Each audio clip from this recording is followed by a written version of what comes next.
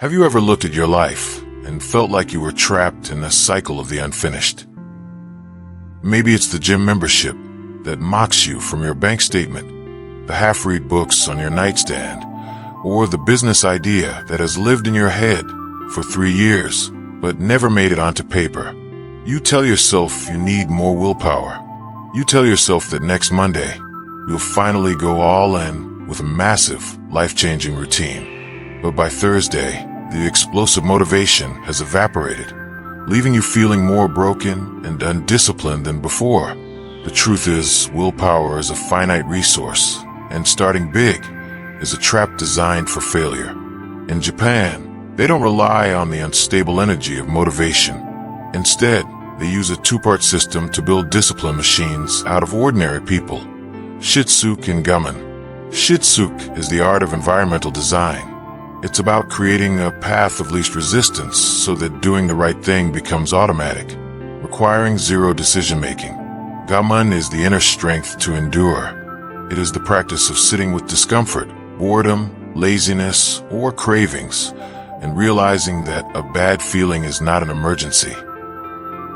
When you combine these two, you stop fighting yourself and start designing yourself.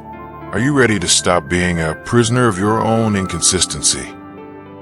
Are you tired of being the person who starts everything but finishes nothing? It's time to abandon the insane routines and embrace the power of microscopic movements.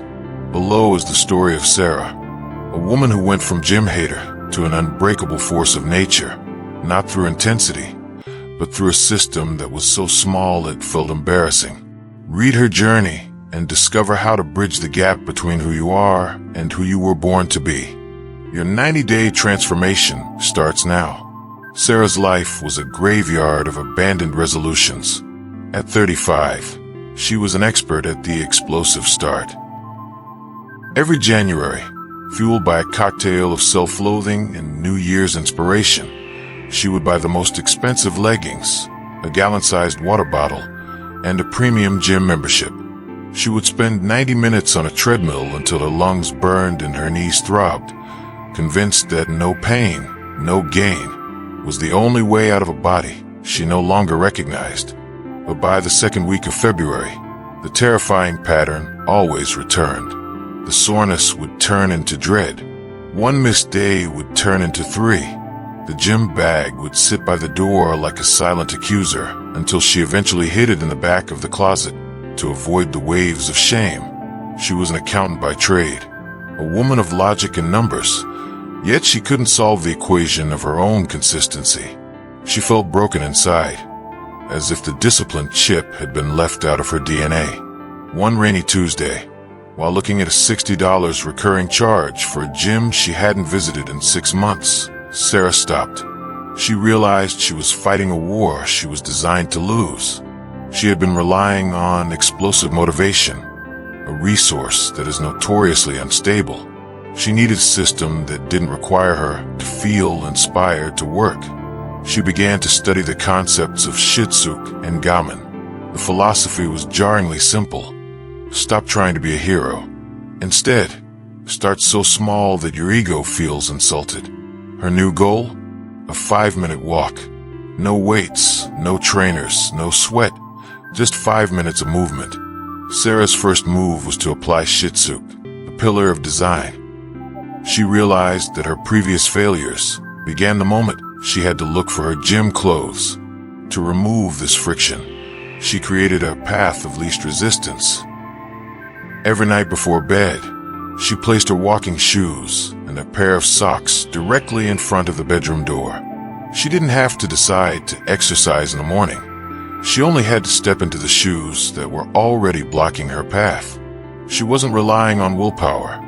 She was relying on the architecture of her room. Then came the embarrassing part, the 5-minute commitment. The first morning, Sarah put on her shoes and walked to the end of the block and back. It took exactly 4 minutes and 50 seconds. Her brain immediately began to protest. "This is a waste of time," the voice of resignation whispered. "You aren't even sweating. You'll never lose weight like this." But Sarah remembered the core of the Japanese system: consistency over intensity. She wasn't trying to burn calories yet.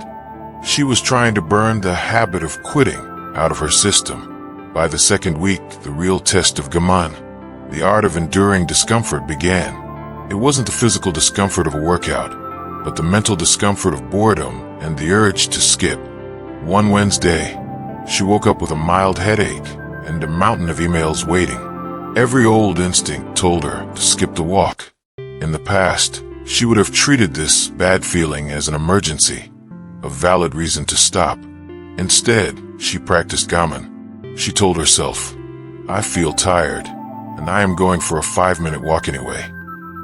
She learned that she could coexist with her resistance without obeying it. By the third month, Sarah reached the 90-day threshold.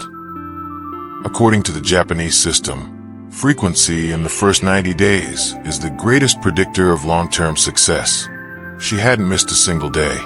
Her 5-minute walks had naturally evolved into 15 minutes, not because she forced them to, but because her body began to crave the movement. However, the true transformation was happening in her mind. She no longer felt like a liar when she put on her sneakers. She was building trustworthiness with herself. The ultimate test arrived on a Tuesday in late March. A cold, relentless rainstorm hit the city just as she finished a grueling 10-hour workday.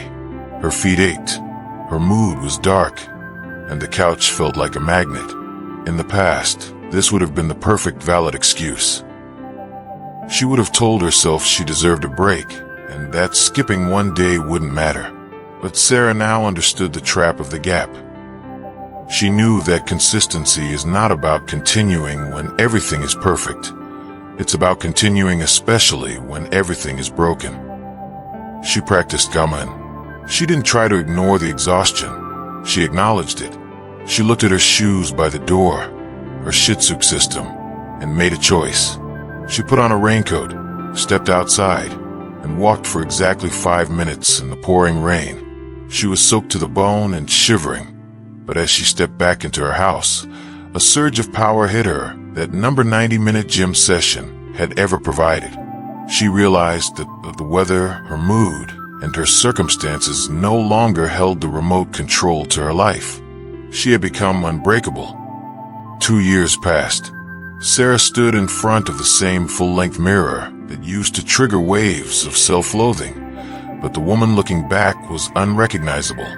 It wasn't just the physical transformation, the 60 pounds lost, or the lean muscle in her arms.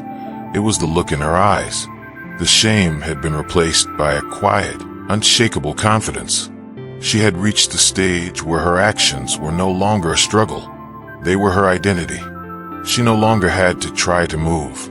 She was now the person who hiked on weekends, who took the stairs without thinking, and who actually looked forward to her morning routine. The gym membership was no longer a shame tax. It was a tool she used with precision. She had moved past the negotiation phase because she had proven to herself thousands of times over that she was trustworthy. She had learned the ultimate secret of the Japanese system. The goal isn't to lose weight. The goal is to become the type of person who doesn't skip.